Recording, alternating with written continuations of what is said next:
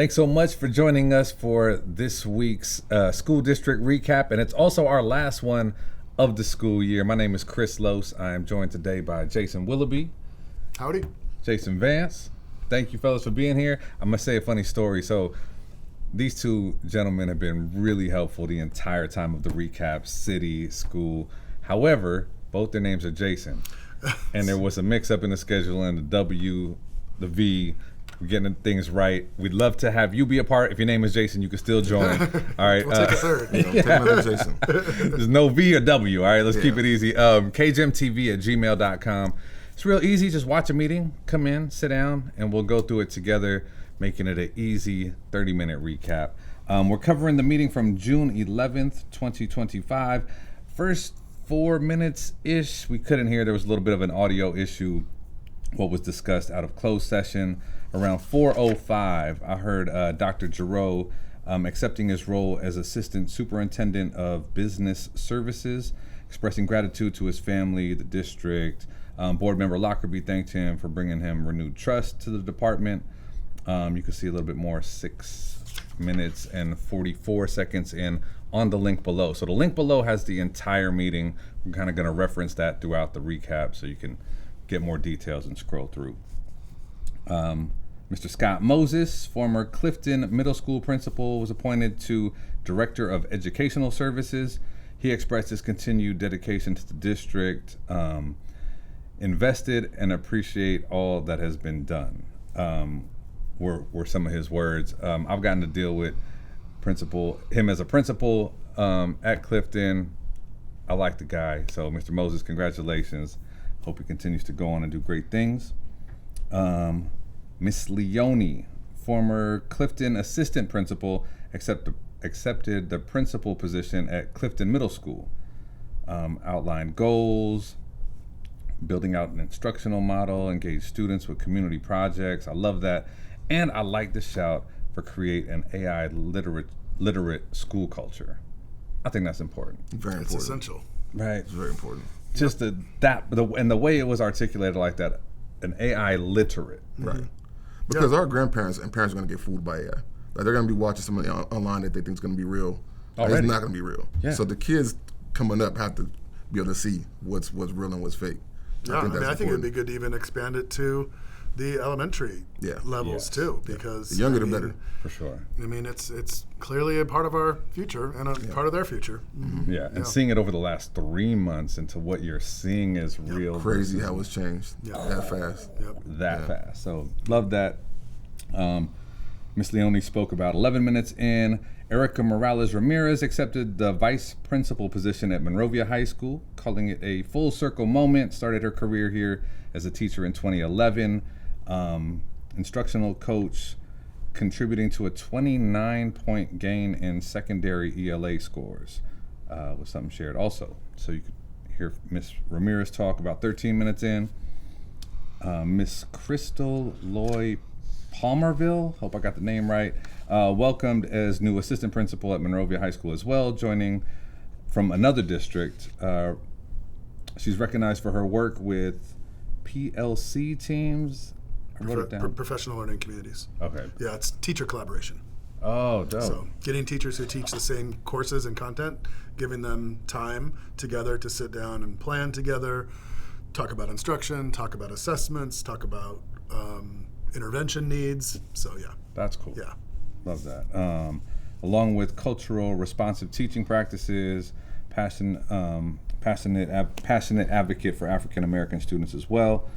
Board Vice President Travanti noted that 4 of the 5 appointments were internal promotions, emphasizing a strategic move toward creating stability in the district after a few rough years.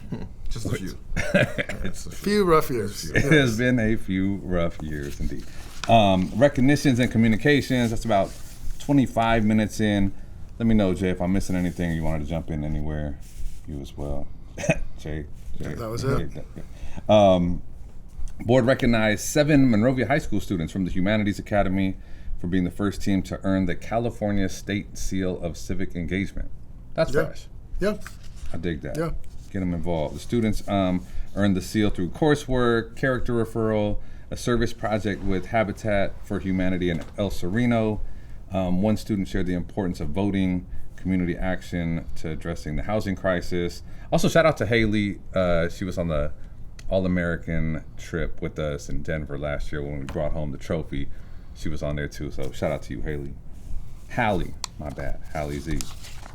From there, board reports, superintendent update.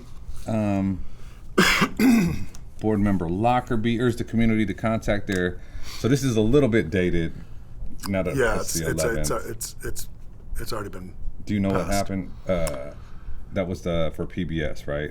Appropriations for PBS. Yeah, well, I think it's still going. It still has some steps to go through the Senate, but it's not looking good for PBS funding. a lot of cuts coming from the arts. So, and more to come. Never thought I'd see the day they killed Big Bird. Come on, PBS. That's crazy. It's gotta and also too. I'm gonna pause for a moment. That's the importance of KGM television here, yeah. community media of the foothills. These places don't exist, and it's getting harder and harder. So support where you can. Get involved. If you want to donate $5, $10, this is literally how it keeps the lights on, keeps everything moving. So, golly, Big Bird. That's crazy, man. I know. Well, and then there's so many other things that go Yes, along yeah. with it. There's so much educational programming that comes along with it that's used in the classrooms with the students. So it's not just not just Sesame Street, but it's a much wider. Yes. It's much wider net. Yeah. Sure. Yeah. Mr. Acone gave a report on the deeply troubling presence of ICE agents in the region following the rescission of a policy protecting sensitive locations like schools. I love how he said the district must be clear that human beings are not illegal. There was a part of me that hated he had to say that, Yeah. and a part of me that loved that he said I it. just don't see how they're going to enforce that. You know what I mean? Because if you watch any kind of news or anything, they've been getting people not in schools, but right about around the corner from the school or walking home from school. You know what I mean? There's also been reports of the ICE agents or Border Patrol agents that are located outside of the school boundaries. Yeah. And we're seeing it. I mean, you can go on any social media or any news outlet, and there's people that are being picked up of streets. There was a young girl that was a child, at 7 years old, taken into custody today in Pasadena. Mm-hmm. Yeah, so nice to hear those statements. It was also echoed by Vice President Travanti, and she said she agreed with everyone. And then Dr. Hart-Rodas also, later on in the meeting, he talked about the really important process that we have, that all of the employees, whether it's CSEA or MTA or anybody else that understands what are the rules, what can happen and what can't happen, and what to expect. So I think they've done a good job of communicating that. I'm not letting ICE take a kid. I'm just going to say it right I now. appreciate it. I'm not either, man. I'm just not going to let it happen. Whatever happens, happens. Yeah, Man. Just, you know. And I think we all need to protect our babies. Superintendent Dr. Hart-Rodas, confirmed about the training on protocols for interactions with immigration enforcement. Talked about attending the groundbreaking ceremony for Monrovia's new Soetoro Tunishi Park, right there behind the Chick-fil-A. It's going to incorporate elements of Japanese American history. She also did share ICE cannot enter a school site without paperwork from a judge. And she thanked the staff and the graduates for a great year. There was public comment. 45 minutes in, Eric Traeger, who was a student, spoke on behalf of the Digital Studies Academy, expressing concern for the future of the MHS game design pathway, which has done some really cool stuff. Really neat Carlson things. was a really dope teacher. Yeah. Really dope teacher. And he's moving out of state. Yeah. So we're worried about that. And there was some response from the board saying, okay, what are we going to do to keep that? What are we going to do to ensure this goes on? And shout out for Eric for being really eloquent and well-spoken, utilize his time efficiently. Yeah. And so, a lot of credit to him. Yeah, shout out to you, Eric. I hope other students got to see that and be empowered and encouraged to to get out there. It's nerve-wracking to get up in front of 100%. Anybody, but let alone cameras and a dais That podium, and all that, that stuff. podium Yeah. So And you guys, everybody just staring at you like. I've been in a few, man. I get nervous every time my heart starts racing, my voice gets. Start stuttering. yeah. Yeah, man. Shout out to you, Eric. He did love the board's, he'd love the board's support in finding a new educator to continue that program's legacy. Heather Valadez, who was an employee, addressed the board on the importance of honoring the Memorandum of Understanding, aka MOU, with employees, questioned the district's investment in third-party vendors over skilled, dedicated, long-standing employees, arguing that the outsourcing is replacing relationships, and wanted them to please honor the MOU. There were clarifying questions from board member Lockerbie as well. That's 54 minutes in. On the link, Randy Medina, outgoing MTA president, thanked the board and staff, delivered a farewell chat after 4 years of service, thanked the board and district for their collaboration, acknowledging the tough decisions made during the fiscal stabilization plan. And then it is, Stephanie Sparks from Santa Fe, I believe, is up next. I think. Did you catch Was that? it Amy? Or did I? Okay. I know Brianna. Do you already have Brianna Kohler on there? Yeah. So Brianna and Amy came both up. kind of talked about the. They talked about the MOU that was attached to the agenda that Yeah. was supposed to be a 1-year agreement, and it listed as a 3-year agreement.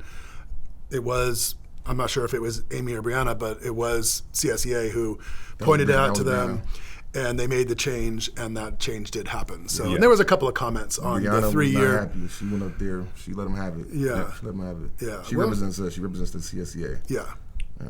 Okay. And she said her piece. Yep. Yeah. Well, I mean, the good thing is that it is a 1-year Yeah. deal with the Boys and Girls Club, and to support those. But yeah, impassioned people, they're need 'em. passionate about their job, and Yeah. want to protect each other. Yeah. So, And not fans of dismantling the village program. Yeah.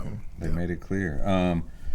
Action items, about an hour 20 in. Measure MM update. Dr. Giroux reported the application for the Brad Oaks rebuild project submitted to the Division of State Architects with a request for an expedited review. Architectural firm is also preparing a report on accessibility, fire alarms, security challenges across school sites. And it's like a footprint of the work. Yeah, it's going to be more of like a kind of a scope, different ideas and stuff for the potential rebuilding, reconstruction, construction, whatever you want to Yeah. call it, of a new But aquatic aren't they facility. talking about closing Brad Oaks?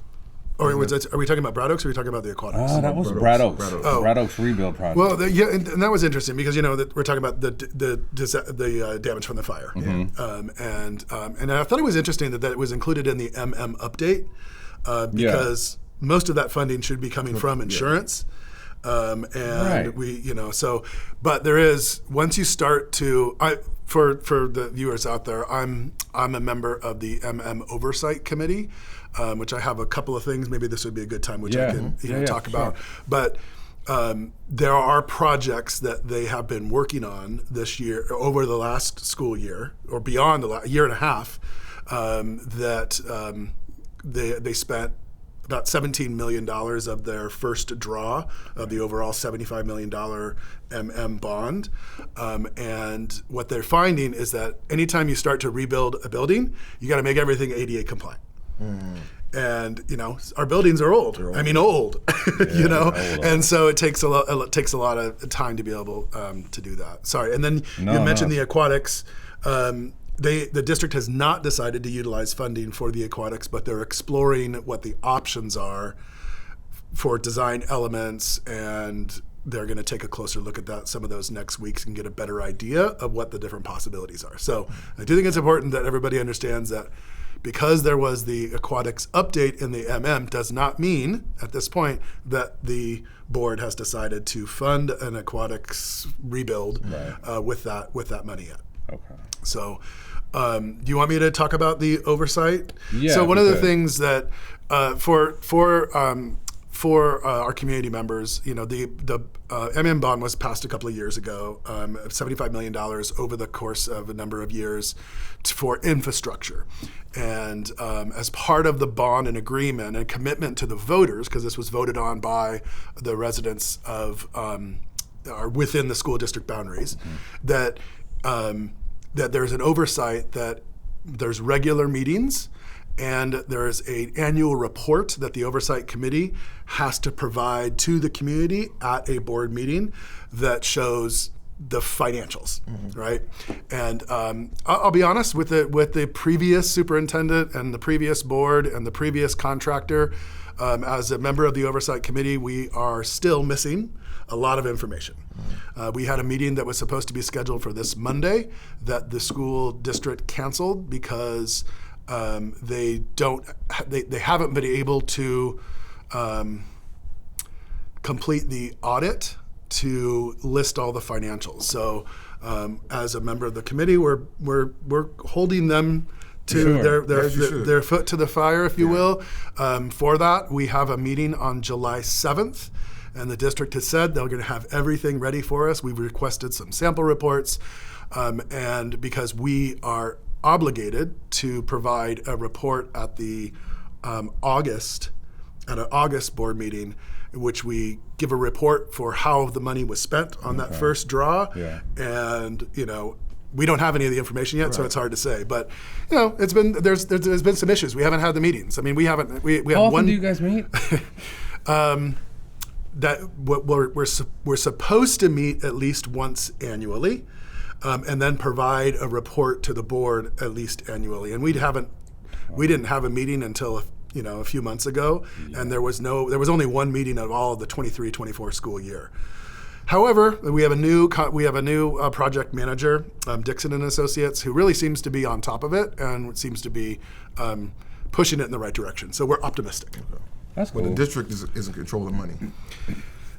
Yes, the district does control the money. Yeah, and so there's multiple draws over the. It doesn't have to be an annual thing, but the board then decides at the recommendation of the cabinet, the superintendent and cabinet, on how to spend that money.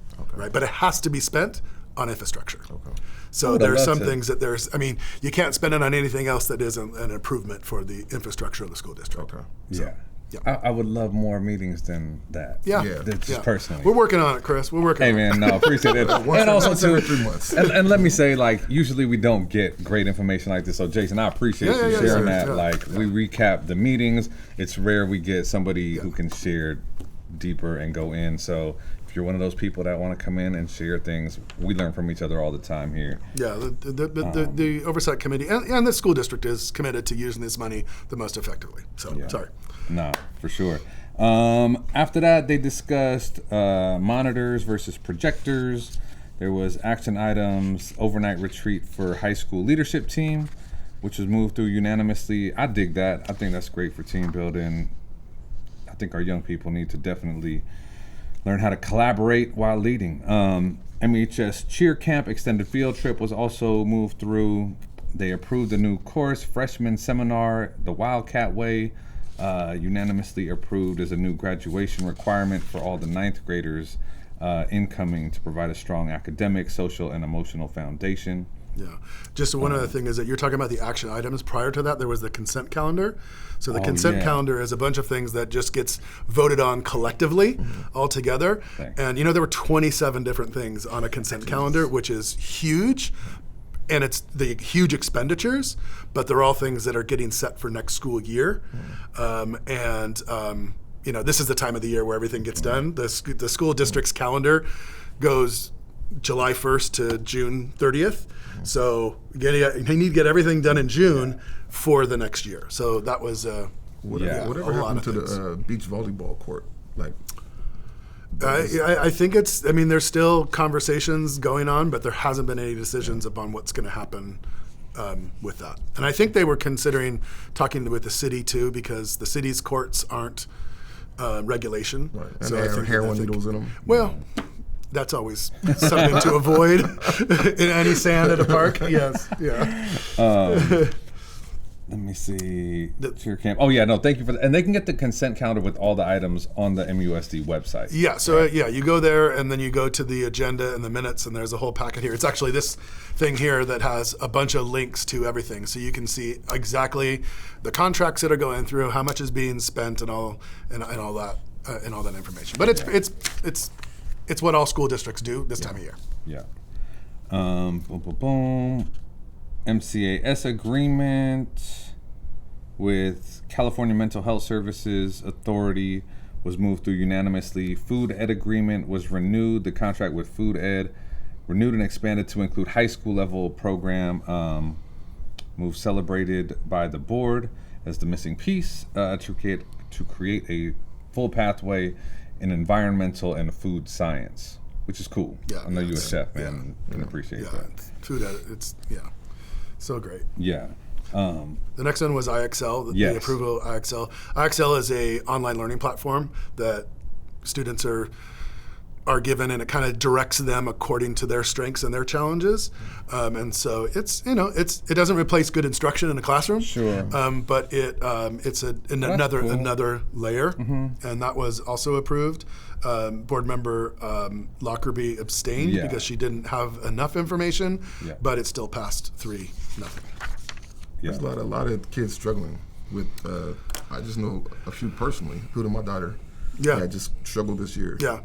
And smart kids, but just for some reason, Yeah. struggling a lot. Man. A lot of So, distractions too. Yeah, a lot of So And it's interesting because it's like I get the personal relationship and not a third party, but I also see young people like stuff like this kind of engages them differently as well, and they interact with it differently because they're on devices or they're on an iPad or computer. So yeah, it's more personalized, almost like independent learning that you can do, credit recovery and such. yeah. From there, MOU with California High Speed Rail Authority moved through unanimously. They were talking about 3D designs.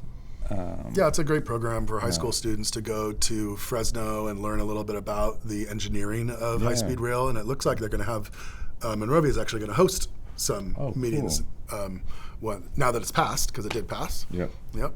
So Houghton Mifflin? Houghton Mifflin. Thank you, man. I was going to kill that. Thought I wrote it down right. Houghton Mifflin's Harcourt's Journeys Pathway to Biliteracy proposal moved unanimously. Yeah. I didn't get no thank you for No, that. That's because our elementary schools next year are going to TK 6th grade. 6, right. And so there is no bilingual Spanish language arts, English language arts curriculum for 6th grade, so they had to purchase that to be able to provide those kids with that program.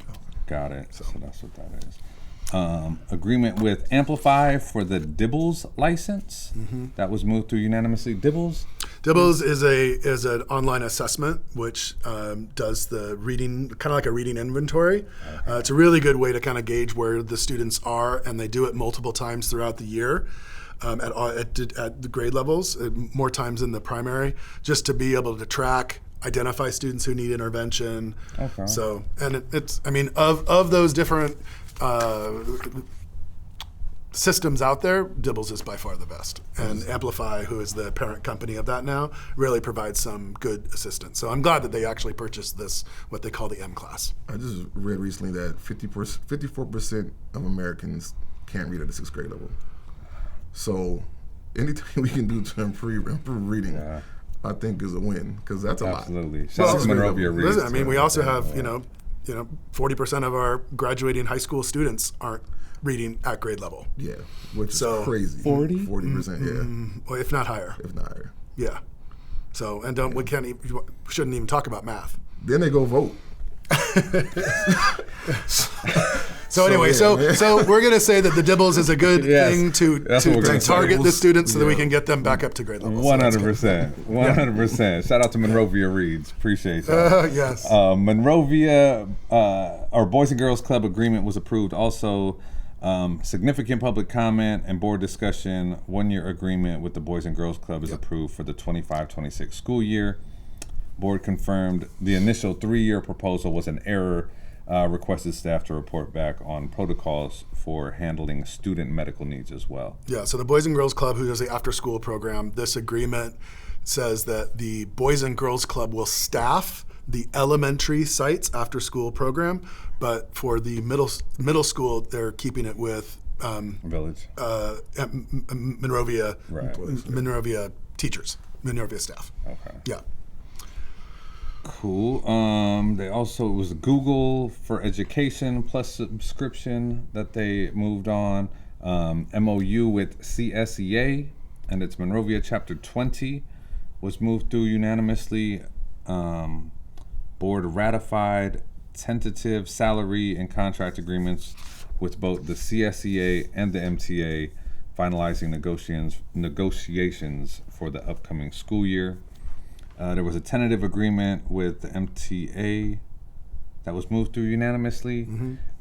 Salary agreement between administrative, management, and confidential employees was also moved through unanimously. Agreement with CSBA for the use of gamut services moved through as well. Board member Lockerbie shouted about site visits and that reinstating those will be good. I agree. I think, Yeah, it's that crazy. relationship with the board and them being on campus. I didn't know it wasn't. Ryan Smith, our previous superintendent, pulled it. Yeah. So nobody could go to no board member could go to a school site without his direct permission. So that's going to be reinstated so that they'll have a rotating way for the board members to be able to get out to schools, which is a good thing. Transparency. Yeah, because Ryan Smith didn't transparency. go to school sites. So, you know what I mean?